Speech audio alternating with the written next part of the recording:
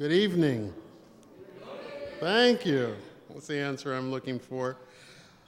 Welcome to the first in a series of Rosenfield Forums in the public interest, hosted by the UCLA School of Public Affairs. I'm Frank Gilliam. I'm the Dean of the School of Public Affairs, and I want to thank you all for coming. We're quite excited about tonight's gathering and tomorrow's panels. This is an opportunity to bring together some of the country's best thinkers, practitioners, advocates, policymakers, and other stakeholders to really start to encourage all of us to think perhaps a little differently about how we reduce crime in the United States. Now, I don't have to make a very detailed case to get you to believe that reducing crime is extraordinarily important in California. We, like with many other things, seem to have our own special brand of it, but this is an issue that plagues the state as well as the nation. In fact, on the plane here today, I was reading the Washington Post in an article about youth killings in Chicago. And it was part of the discussion of HOPE and other projects, but that the president now clearly understands that, and I'm sure he always has, that this is an extraordinarily important but a deeply corrosive phenomena. It corrodes the public space, it corrodes our young people, it crowds our prisons, and there will be some suggestions tomorrow about why that may not necessarily be a good thing.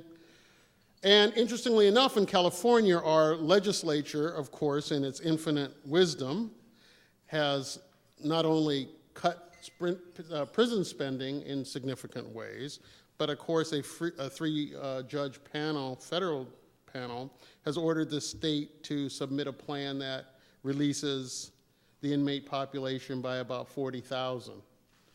So this is going to be an interesting dynamic.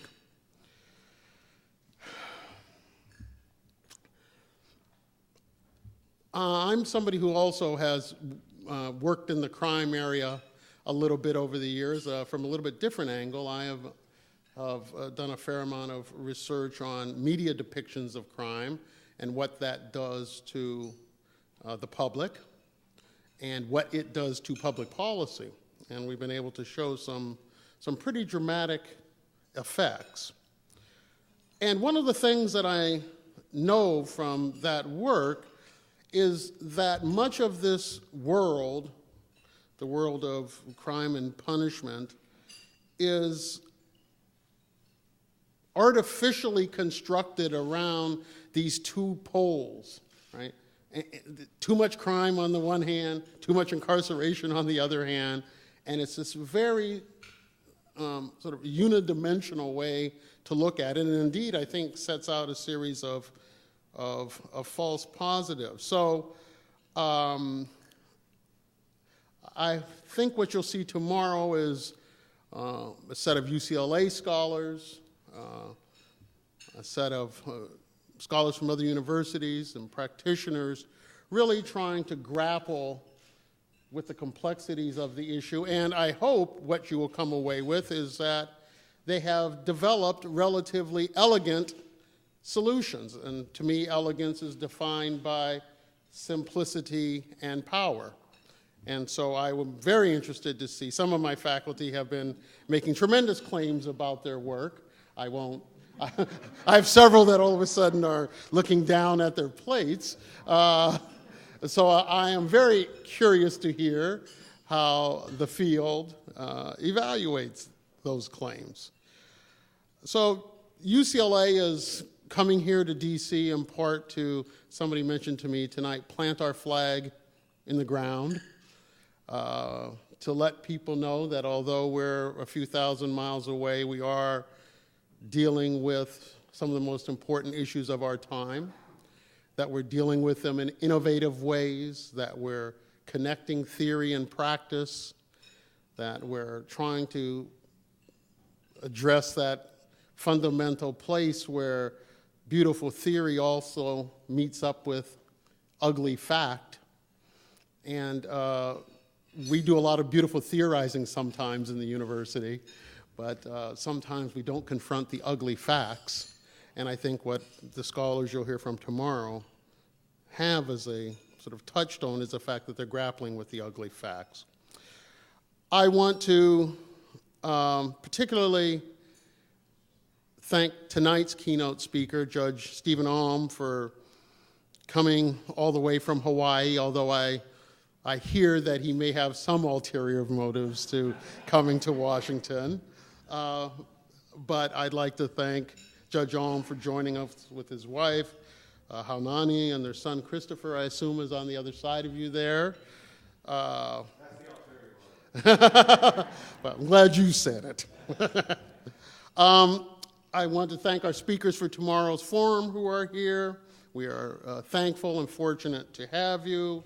I hope you all get a chance to speak with them tonight. I want to thank our faculty in particular for taking time. This is the UCLA starts school very late. For those of you who don't know, we're on the quarter system. I'm sure one of my colleagues will tell me we're in the second or third week of the quarter. Professor Abrams, third week. So we've just started. So for them to come out in the beginning of a quarter requires some sacrifice, and I appreciate that. This event is made possible with the support of David A. Levitin, who is directing the ANC Rosenfield Fund and has made this dinner and all of us being here possible. So we want to acknowledge that. And so before we start in on our dinner, and then you'll hear from Judge Alm, I'm going to say something that is going to sound a little corny, but increasingly, I think it's what we need to be about. And I met with the students the first day of school for orientation, and I was reading my speech, very nicely written, and then I said, you know what, I don't want to read from the speech anymore. It dawns on me, what we should be about is trying to change the world. Trying to change the world. Is it corny? Maybe. Is it lofty? Yes. But can we do it? I think so, and I think that's part of what's happening in this forum tomorrow. That little bit by little bit, we seem to be getting some traction in trying to change the world. So the UCLA School of Public Affairs, this is my second year as dean, so maybe this optimism has not yet been beaten out of me by university bureaucracy, but it is my 23rd year at UCLA, so I think I'm maybe a little bit immune. But I want to thank all of you for coming. This is an important event for us. He has become synonymous with a series of very innovative programs. The Weed and Seed program, which I didn't realize actually started out west, but knew a lot about it. Of course, has been very successful, reducing crime significantly in the late 90s. More recently, Project HOPE, which stands for Hawaii's Opportunity Probation with Enforcement. It's a program created in 2004. It's been implemented, of course, in Honolulu, and it successfully links the criminal justice system to the substance abuse among prisoners. The interesting thing about HOPE, of course, is that it holds the promise of reducing the demand for illegal drugs, crime, and the size of the prison population significantly. The program received the American Judicature Society's Special Merit Citation Award. In January 2009, he received the McGovern Award, presented by the Institute for Behavior and Health, for the most promising drug policy idea of the year. That's an interesting award.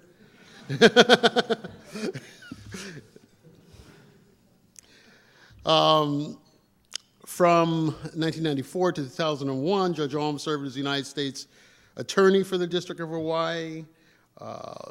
During that tenure, the U.S. Attorney's Office was very active in prosecuting a wide variety of cases, including political corruption, organized crime, labor racketeering, civil rights, and drug trafficking. Judge Alm is also the founding chair of the Hawaii High-Intensity Drug Trafficking Area Executive Committee, and it was formed to more effectively address the importation and distribution of crystal meth and other drugs in Hawaii. He has received not surprisingly, a string of awards from the state of Hawaii for his work. And this is an interesting one, inducted into the Hawaii Joint Police Association Hall of Fame. I don't know that I've heard of a judge being inducted into the Hall of Fame. That was before. But it is my great pleasure, and indeed the UCLA School of Public Affairs' great honor to introduce to you tonight Judge Stephen Alm.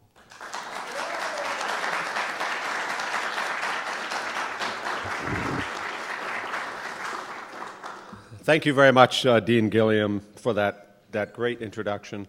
I also want to thank VC Pao, YET, and Marcy Ridgway for all the work I know that it took setting up this evening. Let's hear it for them.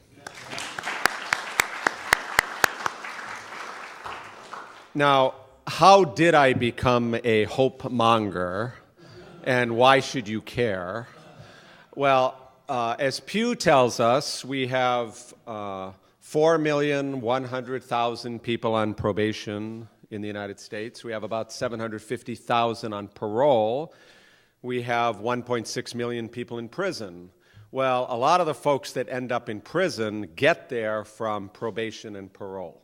So it's critically important. Anytime you're talking about prison overcrowding, you've got to include probation in that conversation. You've got to include parole, or you're going to miss half of the action. Now, a little bit about myself. As far as being born and raised in Hawaii, I was a local prosecutor for 9 years. I then became the U.S. Attorney. My number one, and I was a career prosecutor, the last case I did at the prosecutor's office was the murder of a police officer. All this became very helpful because when I was U.S. Attorney, I made the number one job being state and local cooperation and getting the federal agencies to cooperate with each other. And in the past, there wasn't a lot of, networking going back and forth between. Frank Marine, who some of you may know, was on the strike force chief out there and then was at the Department of Justice in that capacity. He and my boss at the time, when I was hired at the prosecutor's office, had an exchange that ended with a chair being thrown from one end of the room to the other. And that was kind of the cooperation between the U.S. Attorney's Office and the prosecutor's office at the time. So I made that, critically important. And the first day I was U.S. Attorney, I was asked, we've got this bar in Chinatown that is selling drugs openly. We've talked to the police. We've talked to the Liquor Commission. The prosecutors, can anything be done about this? So I went down there with my supervisors, and I looked at it. We talked to the police. We got them to send an undercover in every day for 6 weeks. We then did a affirmative forfeiture of the bar. We went so far as to get the marshals, and we seized it on the day we filed the forfeiture proceeding. We ended up settling with the owners of the bar. The police had done a tremendous amount of work beforehand, documenting all the arrests that had taken place, and even sending a letter to the owners saying, if you don't cease and desist, you could get this place forfeited. Of course, this had zero chance if we hadn't gotten involved, because the local prosecutors just don't know how to do that kind of thing. But we ended up doing it, and we ended up getting, the city got a HUD grant. They ended up paying us. This is great, governmental cooperation. We were able to get the property. I cut a check for $575,000 in asset forfeiture sharing to the police department. That 2-block in the heart of Chinatown section became two buildings, a square block, became retail space and a police station. So it went from being a crack house to being a police station. It doesn't get any better than that. And if the police liked me before, believe me, after that, they really saw the value in this. Now, when when I got involved as far as in my current assignment, that was about 5 years ago. In June of 2004, I got assigned to a criminal felony calendar. And I would get motions to revoke probation with 2 or 3 pages of violation, 10 or 20, missed appointments, dirty drug tests, not going to treatment. And essentially, the probation officer was saying, this person is not amenable to probation. You know, send them to prison for the underlying 5, 10, or in some cases, 20-year prison term. And I thought, this is absolutely a crazy way to try to change anybody's behavior. And to give you a real better idea of how this works, I'm going to call in a volunteer, and that would be Mark Kleiman. But we're going to talk, how does the probation system work currently in Hawaii or elsewhere? And this isn't the Mark Kleiman as you know it. This is Mark Kleiman gone bad, which is a scary. It hasn't already happened. No, I mean really bad. He was a felon. I don't know if it was some complex white-collar scheme, maybe political dirty tricks. And then he developed a methamphetamine problem. But he was on